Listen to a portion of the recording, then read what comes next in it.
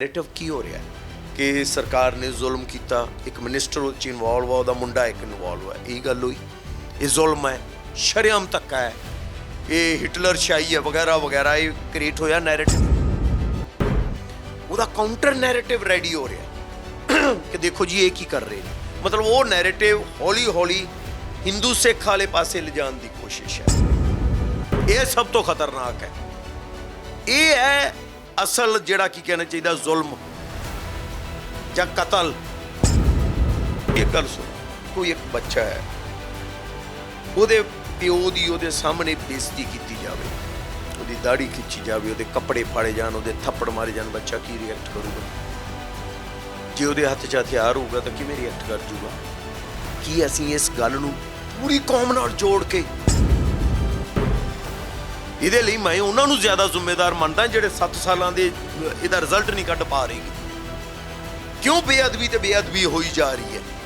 ਕਿ ਇਹਨਾਂ ਨੂੰ ਸਮਝ ਨਹੀਂ ਆ ਰਿਹਾ ਕਿ ਜਾਣਬੁੱਝ ਕੇ ਕਰੀ ਜਾ ਰਹੀ ਹੈ, ਅੱਗ ਲਾਉਣ ਦੀ ਕੋਸ਼ਿਸ਼ ਹੋ ਰਹੀ ਹੈ ਕਿ ਇਹਦੇ ਨਾਲ ਅਸੀਂ ਹਰਟ ਹੁੰਨੇ ਆ। ਵਾਰ-ਵਾਰ ਕਰੋ, ਇਹ ਜਾਣਬੁੱਝ ਕੇ ਨਹੀਂ ਹੋ ਰਿਹਾ। ਇਹਨੂੰ ਵੀ ਤਾਂ ਸੋਚਣਾ ਚਾਹੀਦਾ ਹੈ। ਇਹਨੂੰ ਤਾਂ ਰਿਐਕਟ ਕਰਨ ਲੱਗ ਗਿਆ ਸਾਰਾ ਦੇਸ਼।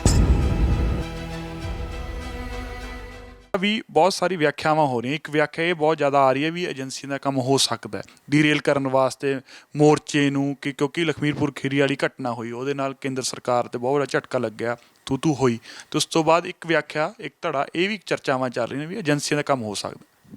ਇਹ ਗੱਲ ਜਿਹੜਾ ਅਮਨ ਸਿੰਘ ਹੈ ਉਹਨੇ ਵੀ ਆਪਣੇ ਬਿਆਨ 'ਚ ਇਹ ਗੱਲ ਅੱਜ ਕਹੀ ਹੈ। ਵੀ ਕਿਹਾ ਜਾ ਰਿਹਾ, ਜਦੋਂ ਅਸੀਂ ਗੱਲਬਾਤ ਕੀਤੀ ਉਹ ਮੁੰਡੇ ਨੂੰ ਕਹਿ ਰਹੇ ਸੀਗੇ ਵੀ 19 ਤੋਂ 20 ਬੰਦੇ ਨੇ ਜਿਹਨਾਂ ਨੂੰ 30-30 35-35 ਹਜ਼ਾਰ ਰੁਪਇਆ ਦਿੱਤਾ ਗਿਆ।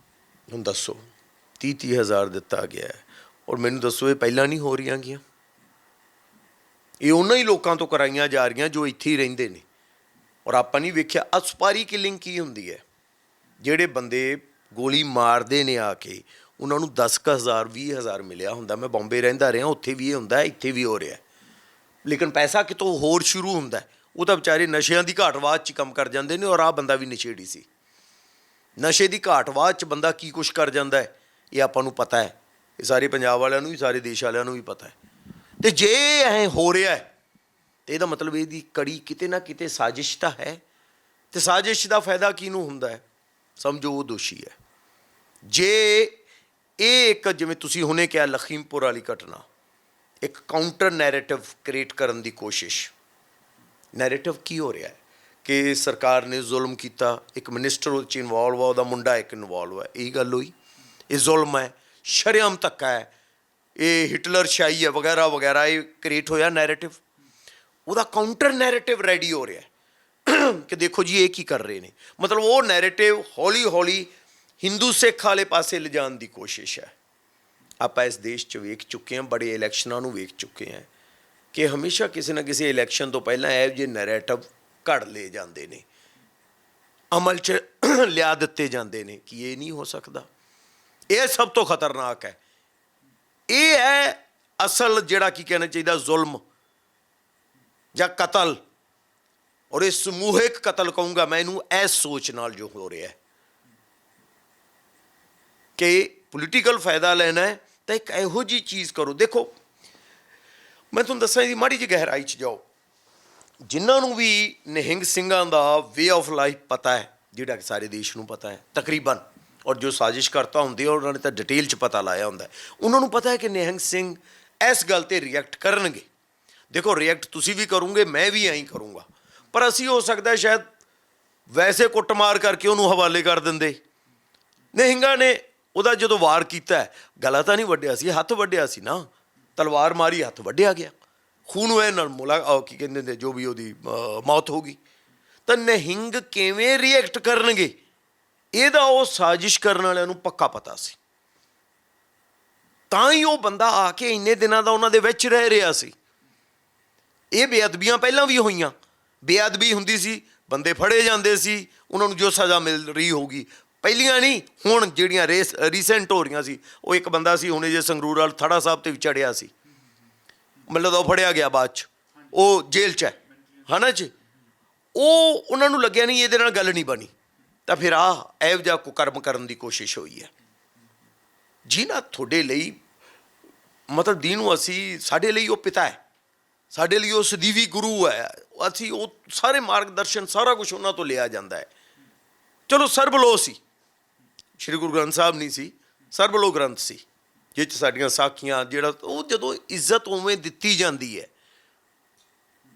ਤੁਸੀਂ ਇੱਕ ਗੱਲ ਸੁਣੋ, ਕੋਈ ਇੱਕ ਬੱਚਾ ਹੈ, ਉਹਦੇ ਪਿਓ ਦੀ ਉਹਦੇ ਸਾਹਮਣੇ ਬੇਇੱਜ਼ਤੀ ਕੀਤੀ ਜਾਵੇ, ਉਹਦੀ ਦਾੜੀ ਖਿੱਚੀ ਜਾਵੇ, ਉਹਦੇ ਕੱਪੜੇ ਫਾੜੇ ਜਾਣ, ਉਹਦੇ ਥੱਪੜ ਮਾਰੇ ਜਾਣ, ਬੱਚਾ ਕੀ ਰਿਐਕਟ ਕਰੂਗਾ? ਜੇ ਉਹਦੇ ਹੱਥ 'ਚ ਹਥਿਆਰ ਹੋਊਗਾ ਤਾਂ ਕਿਵੇਂ ਰਿਐਕਟ ਕਰ ਜੂਗਾ? ਕੀ ਅਸੀਂ ਇਸ ਗੱਲ ਨੂੰ ਪੂਰੀ ਕੌਮ ਨਾਲ ਜੋੜ ਕੇ ਹਿੰਦੂ ਸਿੱਖ ਬਣਾ ਦਿਆਂਗੇ, ਜਾਂ ਇਹ ਕਹਿ ਦਿਆਂਗੇ ਇਹ ਤਾਂ ਬਹੁਤ ਇਹੋ ਜਿਹਾ ਕੁਛ ਹੋ ਗਿਆ? ਇਹਨੂੰ ਮੇਰੀ ਇੱਕੋ ਗੁਜ਼ਾਰਿਸ਼ ਹੈ ਸਾਰੇ ਸੁਣਨ ਵਾਲਿਆਂ ਨੂੰ, ਪਲੀਜ਼ ਇਹਨਾਂ ਗੱਲਾਂ ਨੂੰ ਜਦੋਂ ਰਿਐਕਟ ਕਰੋ ਤਾਂ ਆਹ ਗੱਲਾਂ ਜੋ ਮੈਂ ਕਹਿ ਰਿਹਾ ਆਪਦੇ ਲੈਵਲ 'ਤੇ ਵੀ ਇਹਨਾਂ ਨੂੰ ਇੱਕ ਵਾਰੀ ਰਿਐਕਟ ਕਰਨ ਤੋਂ ਪਹਿਲਾਂ ਸੋਚ ਲਿਓ ਜੀ। ਇਹ ਗੱਲਾਂ ਨੂੰ ਜ਼ਰੂਰ ਸੋਚ ਲਿਓ ਜੇ ਕਿ ਕਿਤੇ ਇਹ ਕਾਊਂਟਰ ਨੈਰੇਟਿਵ ਕ੍ਰੀਏਟ ਕਰਨ ਦੀ ਕੋਸ਼ਿਸ਼ ਤਾਂ ਨਹੀਂ ਹੋ ਰਹੀ, ਪੋਲੀਟੀਕਲ ਫਾਇਦਾ ਲੈਣ ਦੀ ਗੱਲ ਤਾਂ ਨਹੀਂ ਹੋ ਰਹੀਗੀ। ਤੁਸੀਂ ਕਹਿਣਾ ਚਾਹ ਰਹੇ ਹੋ ਵੀ ਇਹ ਮੋਰਚੇ ਜਿਵੇਂ ਵੱਖਰਾ ਕੇਸ ਹੈਗਾ, ਇੱਕ ਆਪਦਾ ਵੱਖਰਾ ਕਿ ਬੇਅਦਬੀ ਹੋਈ, ਉਹਦਾ ਇੱਕ ਇਮੋਟਿਵ ਰਿਐਕਸ਼ਨ ਆਇਆ ਤੇ ਉਹ ਕੀਤਾ ਗਿਆ ਜੋ ਉਹਨਾਂ ਵੱਲੋਂ ਕੀਤਾ ਗਿਆ? ਡੈਫੀਨਿਟਲੀ ਇੱਕ ਸਾਜ਼ਿਸ਼ ਸੀ ਕਿ ਇਹ ਰਿਐਕਸ਼ਨ ਜੋ ਕੀਤਾ ਗਿਆ ਹੈ ਇਹ ਆਪਦੇ ਪਿਓ ਲਈ, ਆਪਦੇ ਅਕੀਦੇ ਲਈ, ਆਪਦੇ ਗ੍ਰੰਥ ਦੀ ਬੇਅਦਬੀ ਦੇ ਵਿੱਚ ਇੱਕ ਰਿਐਕਸ਼ਨ ਹੈ। ਪਰ ਤੁਹਾਨੂੰ ਲੱਗਦਾ ਵੀ ਥੋੜੀ ਨਰਮੀ ਵਰਤੀ ਜਾ ਸਕਦੀ, ਜ਼ਿਆਦਾ ਬੇਰਹਿਮ ਹੋ ਗਏ? ਮੈਂ ਤੁਹਾਨੂੰ ਕਹਾਂ ਲਈ ਮੈਂ ਜਾਂ ਤੁਸੀਂ ਹੁੰਦੇ ਸ਼ਾਇਦ ਨਾ ਕਰਦੇ। ਬੰਦੇ ਕੋਲ ਇੱਕ ਸ਼ਸਤਰ ਹੈ, ਤਲਵਾਰ ਹੈ, ਉਹਨੇ ਦੇਖਿਆ ਮੇਰੇ ਸਾਹਮਣੇ ਆ ਹੋ ਰਿਹਾ, ਪਿਛਲੇ 7 ਸਾਲਾਂ ਦਾ ਗੁੱਸਾ ਭਰਿਆ ਹੋਇਆ ਹੈ, ਉਹਨੇ ਰਿਐਕਟ ਕਰਤਾ। ਪਰ ਉਹਨੂੰ ਅਸੀਂ ਔਰ ਰਿਐਕਟ ਵੀ ਉਹਨੇ, ਮੈਂ ਹੁੰਦਾ ਨਾ ਕਰਦਾ, ਮੈਂ ਇਹ ਵੀ ਕਹੂੰਗਾ ਕਿ ਇਹਨੂੰ ਤੁਸੀਂ ਆਦਰਸ਼ ਨਾ ਮੰਨੋ, ਇਹ ਗਲਤ ਹੈ, ਪਰ ਯਾਰ ਉਹਦਾ ਮਾੜਾ ਜਿਹਾ ਦੇਖੋ ਤਾਂ ਸਹੀ ਕਿਉਂ ਹੋਇਆ ਹੈ। ਇਹਦੇ ਲਈ ਮੈਂ ਉਹਨਾਂ ਨੂੰ ਜ਼ਿਆਦਾ ਜ਼ਿੰਮੇਦਾਰ ਮੰਨਦਾ ਜਿਹੜੇ 7 ਸਾਲਾਂ ਦੇ ਇਹਦਾ ਰਿਜ਼ਲਟ ਨਹੀਂ ਕੱਢ ਪਾ ਰਹੇਗੇ। ਕਿਉਂ ਬੇਅਦਬੀ ਤੇ ਬੇਅਦਬੀ ਹੋਈ ਜਾ ਰਹੀ ਹੈ? ਕੀ ਇਹਨਾਂ ਨੂੰ ਸਮਝ ਨਹੀਂ ਆ ਰਿਹਾ ਕਿ ਜਾਣਬੁੱਝ ਕੇ ਕਰੀ ਜਾ ਰਹੀ ਹੈ, ਅੱਗ ਲਾਉਣ ਦੀ ਕੋਸ਼ਿਸ਼ ਹੋ ਰਹੀ ਹੈ ਕਿ ਇਹਦੇ ਨਾਲ ਅਸੀਂ ਹਰਟ ਹੁੰਨੇ ਆ? ਵਾਰ-ਵਾਰ ਕਰੋ, ਇਹ ਜਾਣਬੁੱਝ ਕੇ ਨਹੀਂ ਹੋ ਰਿਹਾ। ਇਹਨੂੰ ਵੀ ਤਾਂ ਸੋਚਣਾ ਚਾਹੀਦਾ ਹੈ। ਇਹਨੂੰ ਤਾਂ ਰਿਐਕਟ ਕਰਨ ਲੱਗ ਗਿਆ ਸਾਰਾ ਦੇਸ਼, ਨਿਊਜ਼ ਚੈਨਲ ਵੀ ਰਿਐਕਟ ਕਰਨ ਲੱਗੇ। ਓਕੇ, ਰਿਐਕਟ ਕਰੋ, ਆਈ ਐਗਰੀ ਕਰੋ। ਅੱਜ ਜਿਹਨੂੰ ਕੀ ਹੈ ਤਾਲਿਬਾਨੀ ਜਾਂ ਪੁਰਾਣਾ ਜੰਗਲ ਰਾਜ ਫਲਾਨਾ ਫਲਾਨਾ ਕਹਿ ਰਹੇ ਹੈ, ਗ੍ਰੰਥ ਪਾੜਨਾ ਜਿਹਨੂੰ ਅਸੀਂ ਇਸ਼ਟ ਮੰਨਦੇ ਹੋਏ ਜਾਂ ਪਿਓ ਮੰਨਦੇ ਹੋਈਏ, ਉਹਦੇ ਨਾਲ ਆਹ ਕਰਨਾ, ਉਹਦੇ ਅੰਗਾਂ ਨੂੰ ਬਖੇਰ ਦੇਣਾ, ਪਾੜ ਕੇ ਤੋੜ ਕੇ ਪਾੜ ਕੇ, ਇਹ ਸਹੀ ਹੈ? ਇਹ ਉਹ ਜੰਗਲ ਰਾਜ ਜਾਂ ਤਾਲਿਬਾਨੀ ਰਾਜ ਜਾਂ ਜੋ ਵੀ ਤੁਸੀਂ ਕਹਿ ਰਹੇ ਨੇ, ਇਹ ਉਹ ਨਹੀਂ ਗਾ। ਥੋੜ੍ਹਾ ਜਿਹਾ ਰਿਐਕਟ ਕਰਨ ਤੋਂ ਪਹਿਲਾਂ ਮੇਰੀ ਸਾਰੇ ਉਹਨਾਂ ਬੁੱਧੀਜੀਵੀਆਂ ਨੂੰ ਵੀ, ਸਾਰੇ ਉਹਨਾਂ ਦੇਸ਼ ਨੂੰ ਵੀ ਹੱਥ ਜੋੜ ਕੇ ਅਪੀਲ ਹੈ ਜਿਹੜੇ ਦੂਸਰੇ ਧਰਮ ਨਾਲ ਵੀ ਵਾਸਤਾ ਰੱਖਦੇ ਹੋ, ਪਲੀਜ਼ ਇਹਨੂੰ ਕੰਸੀਡਰ ਕਰਿਓ ਜੇ ਕਿ ਇਹਨਾਂ ਗੱਲਾਂ ਨੂੰ ਵੀ ਜ਼ਰਾ ਸੋਚ ਲਿਓ ਜੇ ਰਿਐਕਟ ਕਰਨ ਤੋਂ ਪਹਿਲਾਂ।